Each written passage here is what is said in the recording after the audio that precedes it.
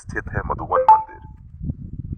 वृंदावन के प्राचीन 12 वनों में से एक मधुवन को अत्यंत पवित्र और रहस्यमय माना जाता है।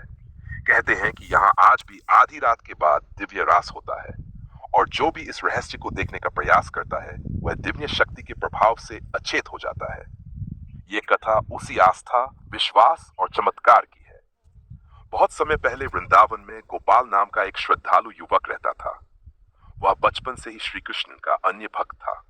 उसकी दादी उसे मधुवन की कथाएं सुनाया करती थी। बेटा, मधुवन में रात को स्वयं राधा कृष्ण रास रचाते हैं।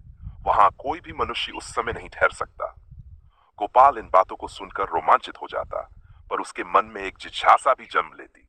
क्या सच में आज भी वहां रास होता है?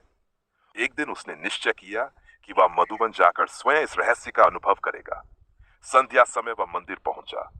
चारों ओर ऊंचे ऊंचे पेड़, मधुर पवन और वातावरण में गूंजती राधे राधे की ध्वनि मन को अलौकिक शांति दे रही थी। मंदिर के पुजारी ने उसे चेतावनी दी, बेटा, रात होने से पहले यहां से चले जाना। यहां नियम है कि सूर्यास्त के बाद कोई नहीं रुकता। पर गोपाल की जिज्ञासा प्रबल थी।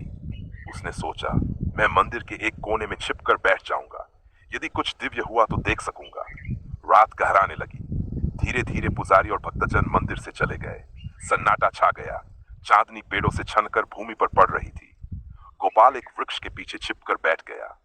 आधी रात के समय अचानक वातावरण बदलने लगा।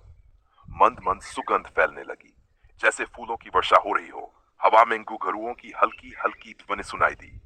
गोपाल का हृदय तेजी से धड़कने लगा। उसने देखा कि मंदिर के भीतर दिव्य प्रकाश फैल रहा है।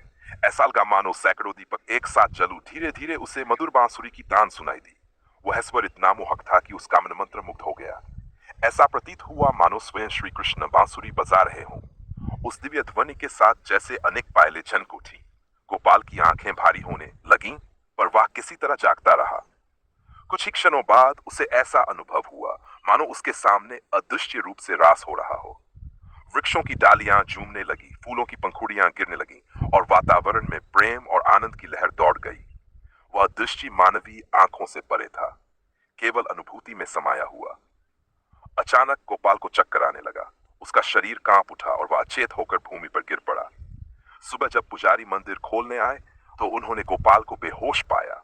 उसे उठाकर बाहर लाया गया। कुछ देर बाद जब उसे होश आया तो उसकी आंखों में आंसू थे। वह बोला, मैंने कुछ देखा नहीं, पर सब कुछ महसूस किया। वह दिव्यता शब्दों में नहीं कह सकता। पुजारी मुस्कुराए और बोले, बेटा, मधुवन की लीला देखने की नहीं, महसूस करने की होती है। यहाँ आज भी राधा कृष्ण की उपस्थिति है, पर उसे केवल सच्चे हृदय से ही अनुभव किया जा सकता है।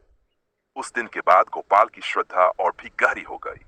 उसने समझ लिया कि ईश्वर को देखने के लिए आंखों की नहीं, विश्वास की आवश्यकता होती है।